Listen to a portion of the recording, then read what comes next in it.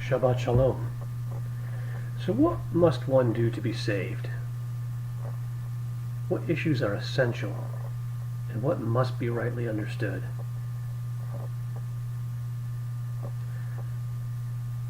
How about call on the name of the Master? Have emunah, faith in the Master.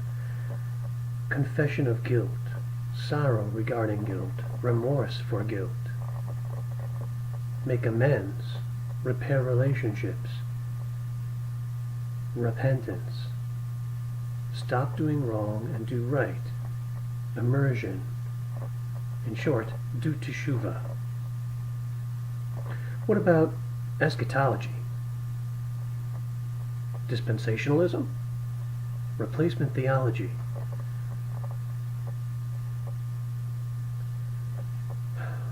You know, there were a lot of theories about the first coming of the Messiah, and pretty much all of them were wrong in one way or another, but many of them were right in certain ways. How is it that people are so sure again about the second coming? It's a little disturbing, actually. I don't think those are issues that we necessarily have to have properly understood and completely understood. Some of those theories are frankly very wrong, like replacement theology. Are there other issues? Sure. How important are they to salvation? How important is eschatology to salvation? And I'm talking about the study, not what will actually happen. Of course, he's going to come and save us, ultimately. There's a sense in which we're saved. There's a sense in which he will come back to save us. But understanding with complete accuracy the future. How important is that to salvation? Can different issues, different theories lead people down the wrong road? Did replacement theology facilitate anti-Semitism, the Inquisition, and the Holocaust? Ultimately, yeah, nod your head. It did. Are God's ways higher than our ways? That's an easy answer, right? So are we capable of fully understanding him? We want really hard to say yes, don't we? But what's the real answer there? What do people do when they can't understand things? Have you seen what politicians do? They ramble on about something in that general field but never address a specific question when they don't have a good answer or they don't know the answer. They just ramble. They fake it.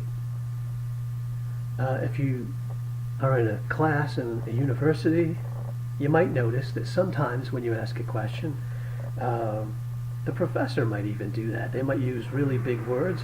Or if you're in an argument, people will yell louder or start pointing fingers in other directions or create fluff or make a distraction so you look some other way, because they don't have a good answer. Okay? That's not to say big words are evil and they're always a distraction, but Einstein once said, if you can't explain it simply, you don't understand it well enough. Now that doesn't mean, that's not something against big words necessarily, but you need to be able to explain those words.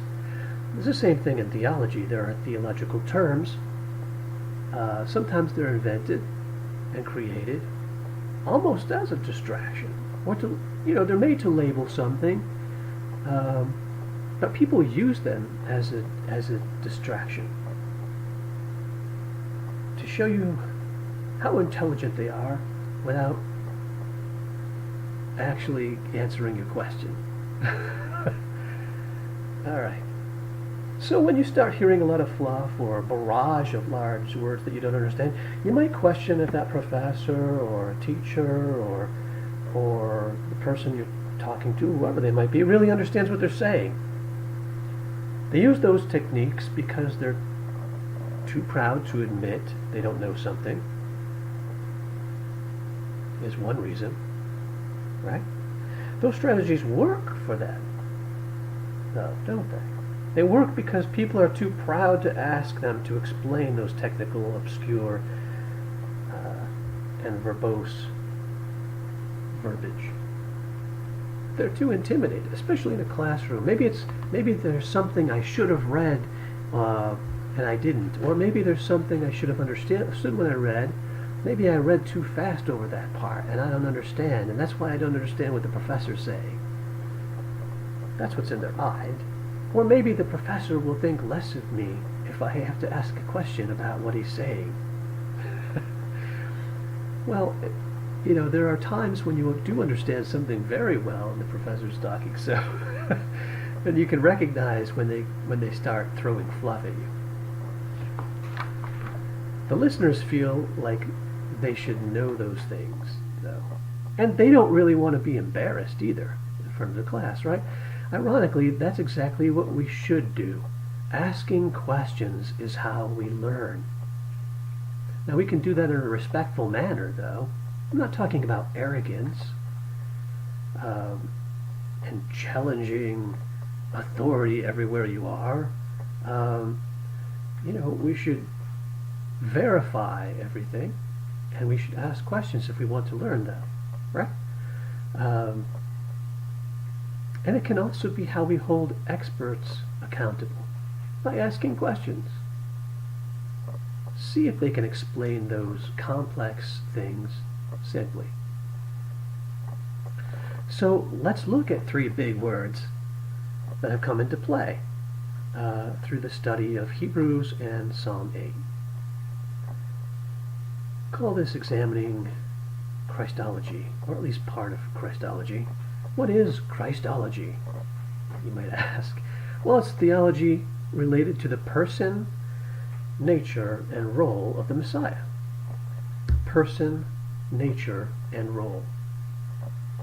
Our current issue, the Messiah is fully God and fully man, but has he always been both? Before he came to the earth, he was fully God, but was he also a man? Well, it's difficult to say, right? He hadn't been born yet.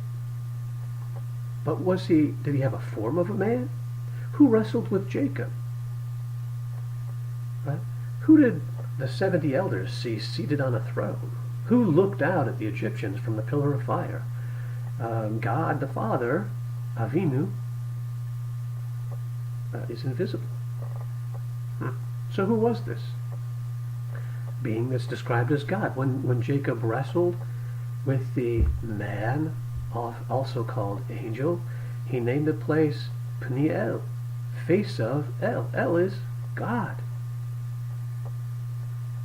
What did he think of this man or angel? Was Jacob wrong? I don't think so. And there are many other instances.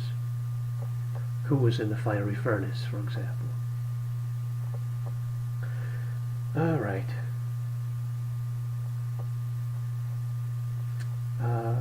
Next, when he arose,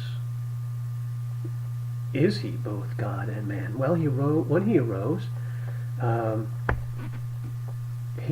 in the body that he died in. How do we know that? We have Thomas, right?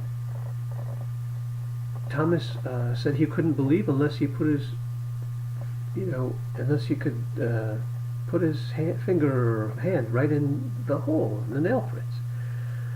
And when Yeshua did come to him, put your hand in my side, Thomas. What would you do? I'm not going to do that, right? But the holes were there. The holes were there. Well, those are less complex, maybe. It seems like maybe man, but not fully man before, in the form of a man before he came. Afterwards, was he fully man and fully God? Well, certainly fully God. Is he also a man? Well, he has, again, the form of a man, but the form of the man that was then born. What about while he was here, though? Well, he didn't change his identity when he was here. He was Emmanuel. Emmanuel. With us is El, God. And with that, he retained his authority. He could call directly angels, even legions of angels, and he could forgive sin, for example. But did he remain divine? Now, what does divine mean? Divine is really an English word, right? What does it mean? One of its essential meanings is divine. Is immortal, excuse me. Okay? Which means what? Well, you can't die. Was he fully God when he was here? That's a more difficult question. I mean, because he did die. Right? And if you say he didn't really die, well, many people would call that a heresy. They like to use that word. First, does your answer to that question define you? Let's think about that for a minute before we go into this. Does that answer define you? If someone understands it differently, should that preclude fellowship? Is this such a strong issue to you that if someone feels differently about that very specific issue, that you think they're not real believers? Oh, wow. Think about that in the back of your mind as we examine two technical theological terms used in Christianity on this issue: kenosis and hypostatic union. Kenosis, K-E-N-O-S-I-S, K-E-N-O-S-I-S. First, our text, Hebrew 2, quotes Psalm 8. So, Psalm 8:6, you made him lack a little from the angels. Then, with glory and honor, you have crowned him. If Yeshua was lower than angels, was he omnipotent at the time?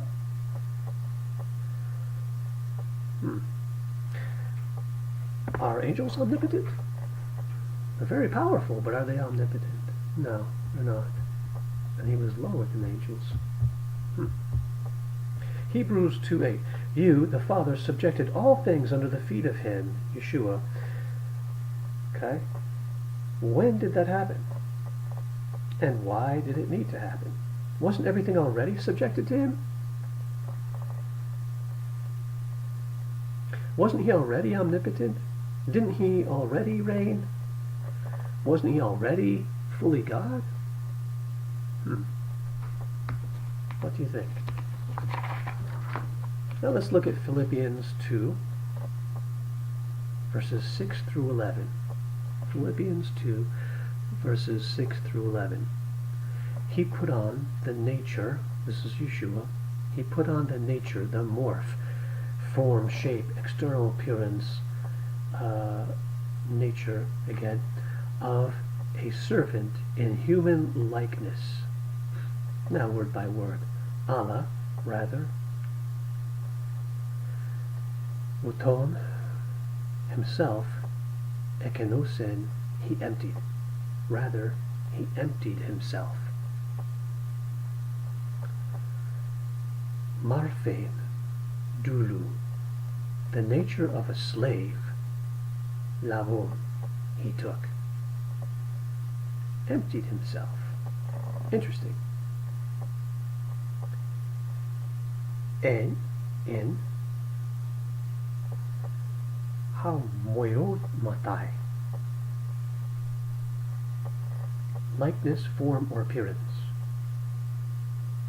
Anthropon,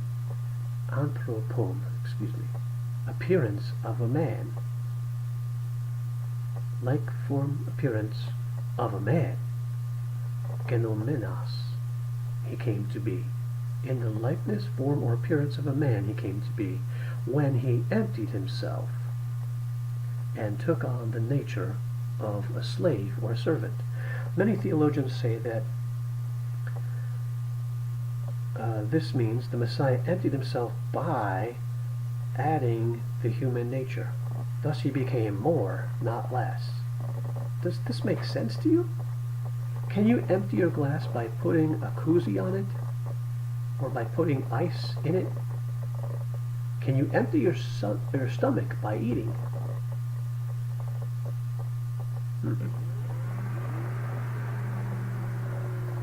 Yeshua had a divine nature. He emptied himself of something and took on the nature of a man.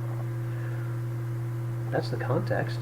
The text does not say he emptied himself by taking on the nature of a man. The word by is not there. There's no Greek equivalent to the word by there. Again, at this time we'll add context. The text makes a comparison, saying in verse 6 that the Messiah did not consider equality with Theos, equality with God, something to be grasped or to cling to. Rather, instead, he emptied himself. What did he empty himself of then, in this context? That equality with Theos. Was he fully God after doing so? That's the difficult question, right? Is it true that in Messiah, this is a quote, in Messiah all the fullness of the deity lives in bodily form? This is Colossians 2:9, because some theologians will bring this up. Well, of course he was fully God and fully man. Look at this verse in Colossians 2:9. In Messiah all the fullness of the deity lives in bodily form, right? But that's in the present tense. And when was it written? Before or after the resurrection? When was the book to the Colossians by Shaul, Paul, written? It's not a difficult question, is it? It was written well after, wasn't it? Shaul didn't come to faith in Messiah till long after his death, right? And is he the one that wrote Colossians? Someone did, but it was, regardless whether it was him or not, if you want to argue about the author, it was still much later. And there's no question about that scholastically, is there? So you can't really use that verse that's in the present tense saying, because we all agree, Messiah now is the fullness of the deity and lives in bodily form. Right?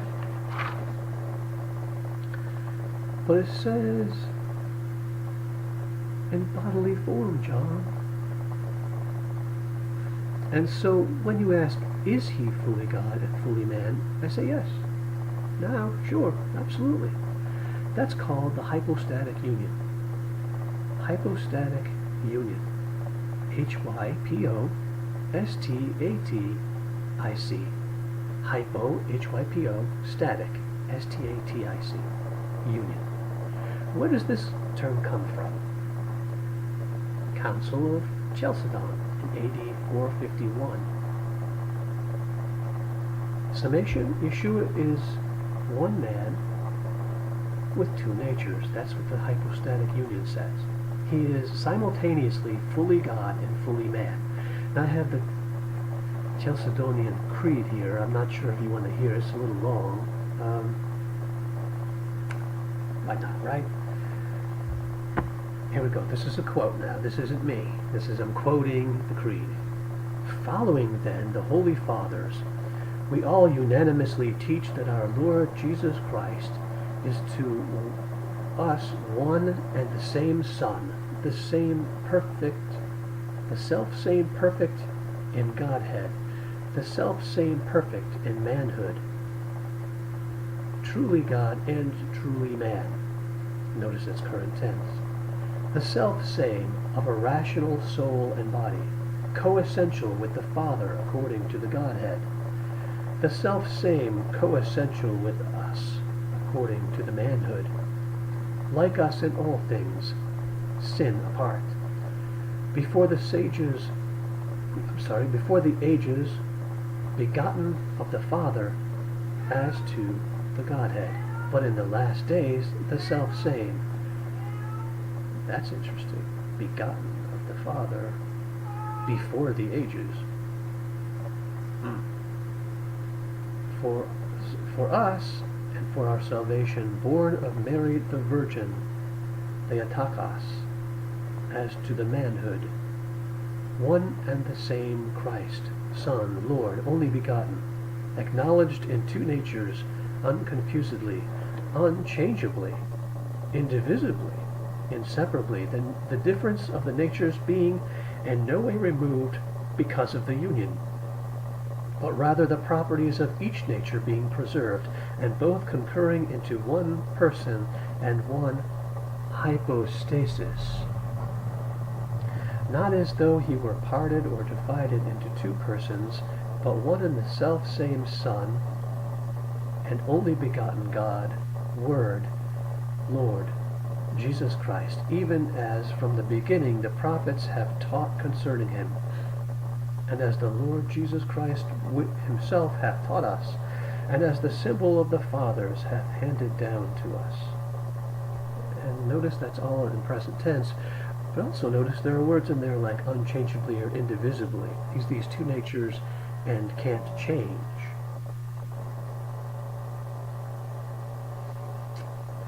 Also notice there are no verses there. Okay, so next, what does it mean to be God?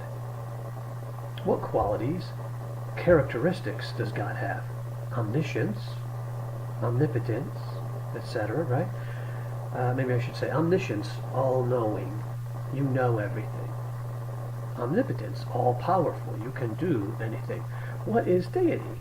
Again, deity includes, or being divine, deity includes immortality. Let's take the next step now. Let's define what does it mean to be fully God. Would it be to have all the attributes of God in full measure? If you don't have them all in full measure, then how can you be fully God? Omnipotence. Did Yeshua have this on earth? Was he all-powerful on earth? Let's look at Matthew 12, 22 to 32. Yeshua says that he drove out a demon by the power of the Spirit. Thus the Perushim, Pharisees, were not insulting the Son of Man, but the Ruach, the Spirit, who had done the healing. He didn't do the healing. Why didn't he do the healing if he's capable of doing the healing? Why did he need to call on the Spirit to do the healing? John 11, 40 and 41. John 11, 40 and 41. Yeshua says that it was the Father who raised Lazarus. Well, why was it the Father? Why did he call and pray and call on the Father to raise Lazarus? If he was omnipotent, why didn't he just do it himself? Now, you could have different answers to these questions so far, right? John 14:10, Yeshua says, "The Father that dwelleth in me, he doeth the works." More importantly, Yeshua died. Was he omnipotent at that point? If you have a good answer, great. Congratulations. Omniscience. Let's move on to omniscience. It's a little bit tougher. Did Yeshua have this on earth? Was he all-knowing? Mark 13:32. Mark 13:32. Yeshua is the one that's speaking here. And he's not a liar. He says no one knows about that day or hour, not even the angels of heaven, nor the Son, but only the Father. Do you see a difference here? If there's a difference between the Father and Yeshua, was Yeshua fully God at that point? If you have a good answer, great. Congratulations. Congratulations. If it pleases you to stay with it, you stay with it. I'm happy for you. I see a difference. Luke 2:40 and Luke 2:52. And Yeshua grew in wisdom and stature and in favor with God and men. God is all wise. He cannot grow in wisdom. Do you see the issue here with the fully God doctrine? If you have a good answer, though, great. Congratulations. What this text does say, you have to deal with it, Yeshua grew in wisdom. Was he all wise, or did he grow in wisdom? Did he know everything and lie to us? Did he really know the day and hour? Other. Was Yeshua tempted? Was Yeshua tempted? Why is this important? Well, look in Jacob, or Yaakov, aka the book of James, right? Jacob in Greek, Yaakov in Hebrew, which is Jacob. But for some reason it has the name James, right? 1:13. God cannot be tempted. It says very clearly. But was Yeshua tempted? Well, clearly he was. Matthew 4:1-11, Hebrews 2:18, and Hebrews 4:15. I'll read them again. Matthew 4:1-11, and you can all think of that episode in the wilderness as well, right? Matthew 4:1-11, Hebrews 2:18, and Hebrews 4:15. Immortality. Did Yeshua have this on earth? If I remember right, and I think I do, Yeshua died. If you say, yes, but only his body, then I submit that it's no different than what will happen to you. There are ancient gods like Tammuz who died, but the God of Israel cannot die. Well, what if you don't agree? What if you don't agree with me? What about people who don't understand this properly or completely by the standards of the church council? What will happen to them? What should happen to them? Let's think about the church councils. Who was at these councils? And how did they decide what was correct? And who gave them, this is more important now, and who gave them the authority to govern and declare what was correct? Let's think about Eliyahu or Elijah, or the story of the rabbis. In Elijah's day, what did the majority think? Was the majority right? There's a story of the rabbis. Okay? Is right and wrong, are they defined by a majority vote? Is that what it comes down to? There's a story of the rabbis where, in Judaism, there's a story where one rabbi stood against all the others. He would refuse to submit to what they were declaring to be right in this debate, and he was so sure that he called on God himself. He said, if I'm correct, then let God strike that tree with lightning now.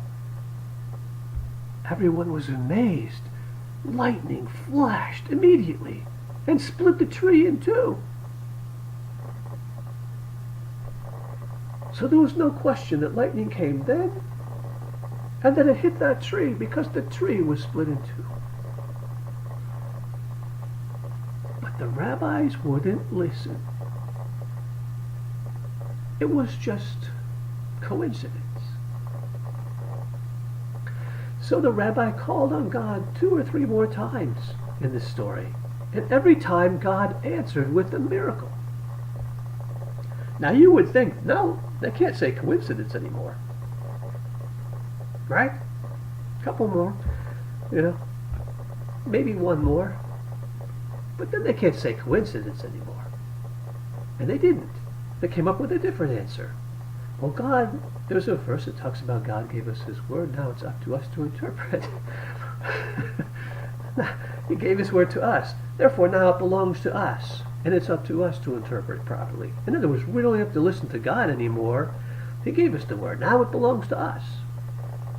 Wow! And if we have a majority vote, we can declare what is truth. We don't need to listen to him. And how ridiculous is that? What is it and who is it that declares truth and righteousness? Is it a majority vote on earth? Then society, as it changes, as it evolves, is right. If that's the case, but is that the case? No. Standards in societies ebb and flow, more and less moral. And it kind of swings like a pendulum. Keeps going towards the evil side in a general way. You know, if you go a pendulum, even though you're going back and forth, there's a general trend. And society on this earth seems to be headed towards evil in a general, overall historic sense, despite good swings. But good and evil are not defined by man. I mean, we could try to. We can say that we do, but we don't. Our standards are not infallible. Only God is infallible. Only God. Every Shabbat we have a service after the sun goes down called Havdalah. Havdalah means the differentiation. And it declares in bold terms, it's He who separated the light from the darkness. The light is Torah. The light is Torah. Torah is called the light. Thy word is a lamp unto my feet and a light unto my path. He's talking about the Torah. He's the one who says what's good and what's evil. It's not up to the individual. Now, you can use your reason to examine those things and see if they're true. Or try to see if they're true and try to understand. But you don't take the place of God. Neither does the president, neither does the UN, neither does any false God or any false theology. All they can try. People who create them can try to redefine righteousness. But God laughs. He laughs at them. It's like, and I can't even think of anything so ridiculous. Like an ant thinking it's as powerful as you are.